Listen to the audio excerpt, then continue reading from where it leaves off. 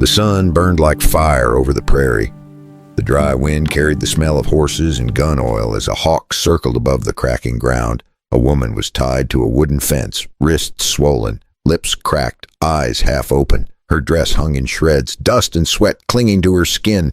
For a full day she had not eaten, not even had a sip of water. Flies gathered on the blood dried around the rope.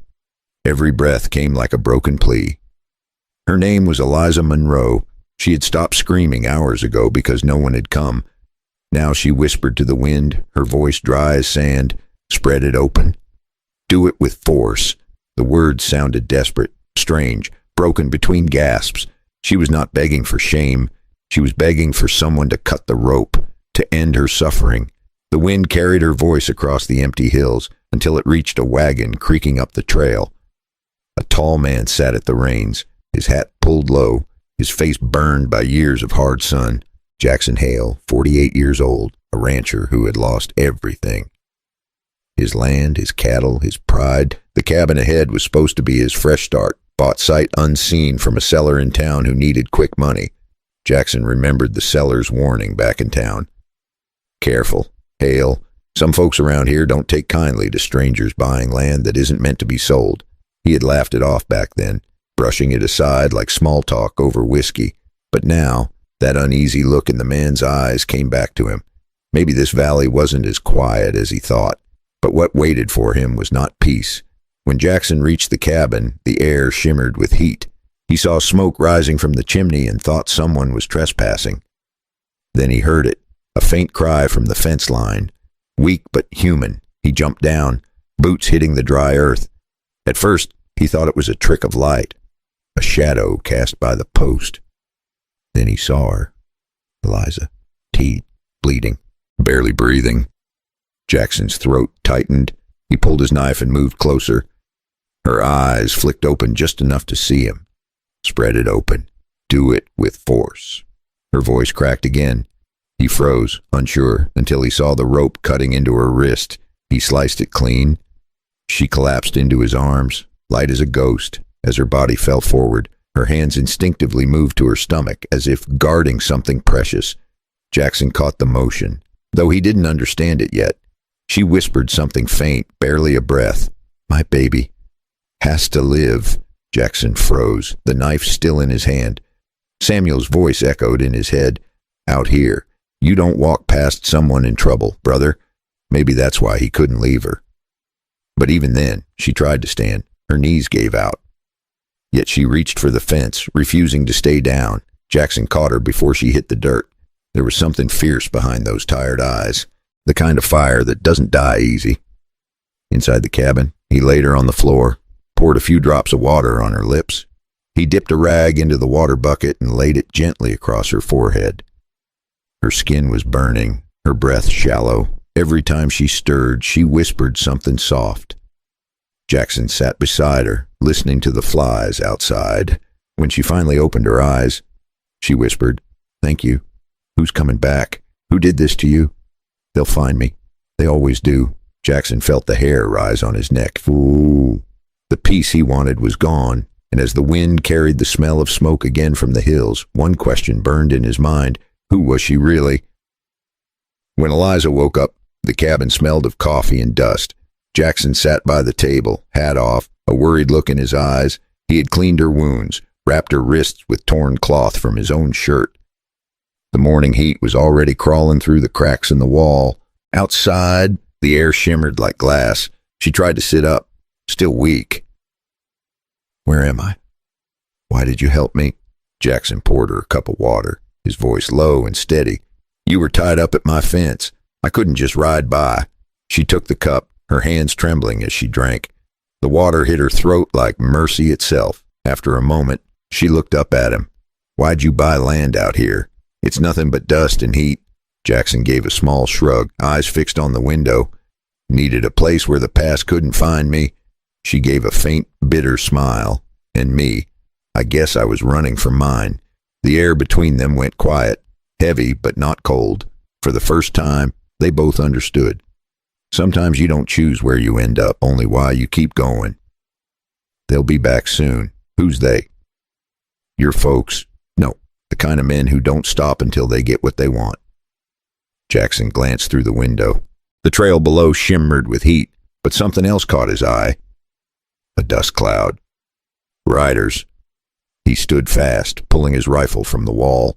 The wood creaked under his boots, the sound of metal on metal as he cocked the lever. Outside, the horses snorted, hooves scraping the dirt impatiently.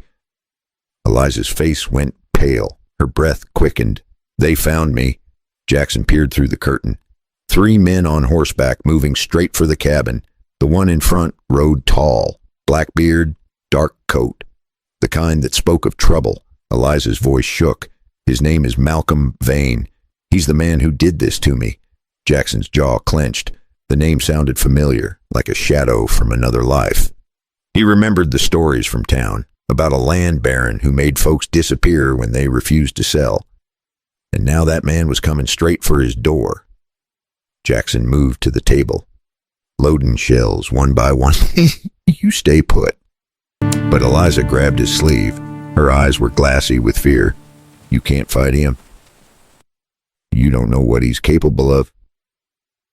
Jackson met her gaze. I've met his kind before. Outside, the horses stopped.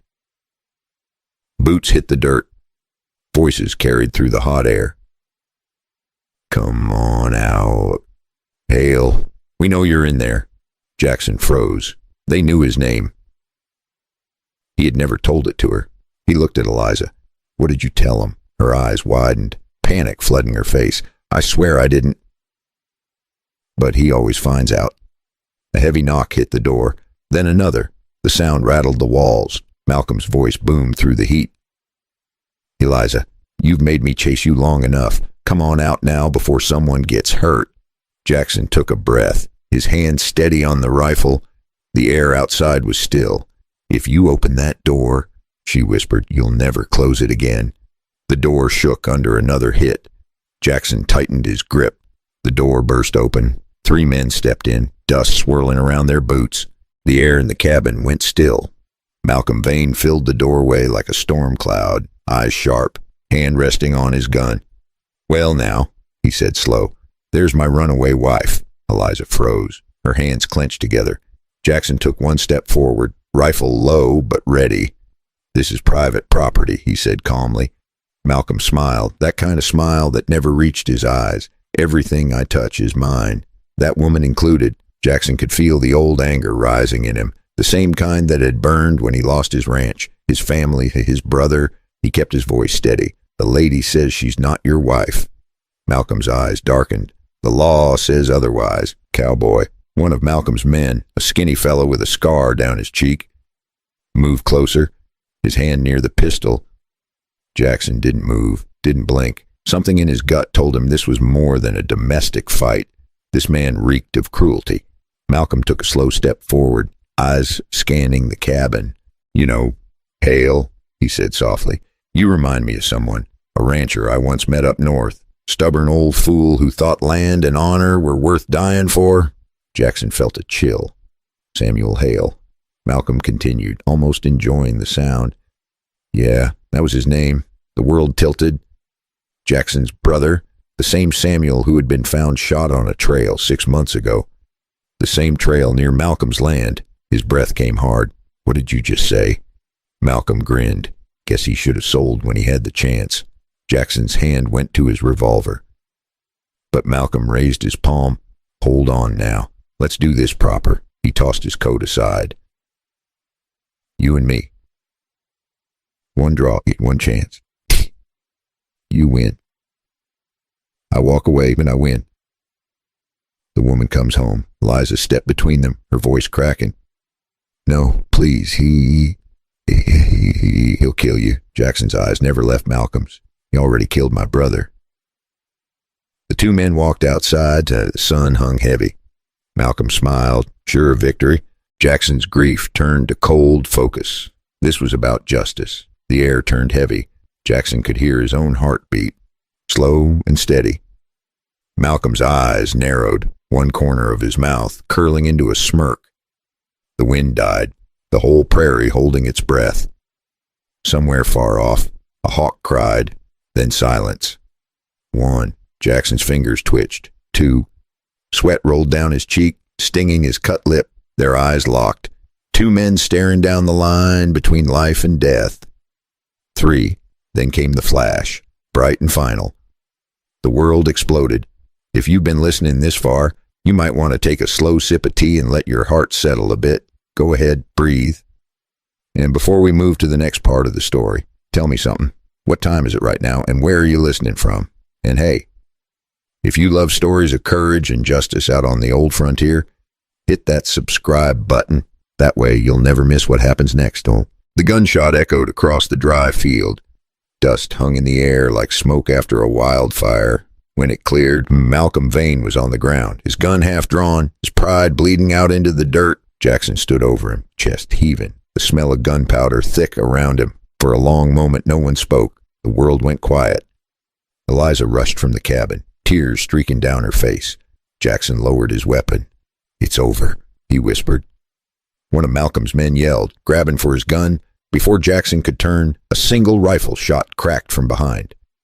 The man dropped, clutching his arm. Eliza stood in the doorway, the old rifle still just smoking, like his mama. but as Malcolm hit the ground, his eyes flicked open for one last moment, blood on his lips, but a cruel smile still there.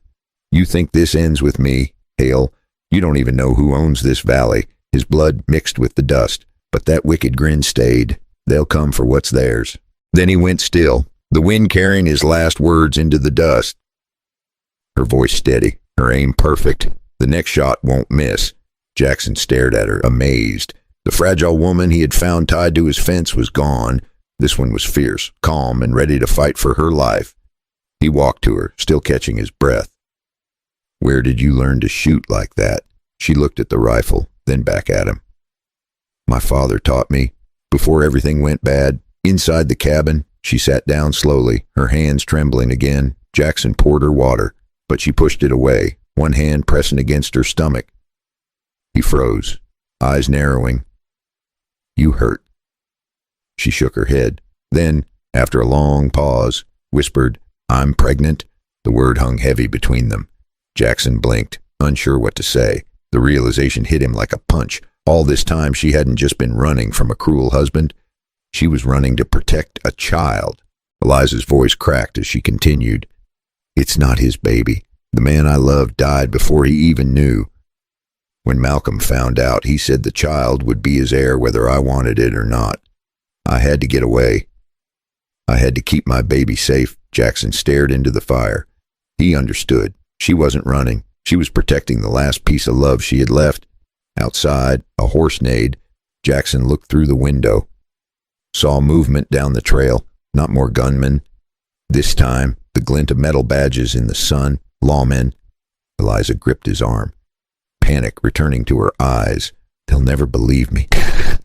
They'll think I killed him." Jackson's heart pounded. He looked at her, then at the lifeless body of Malcolm in the dirt. And he realized the hardest part of this fight was just beginning.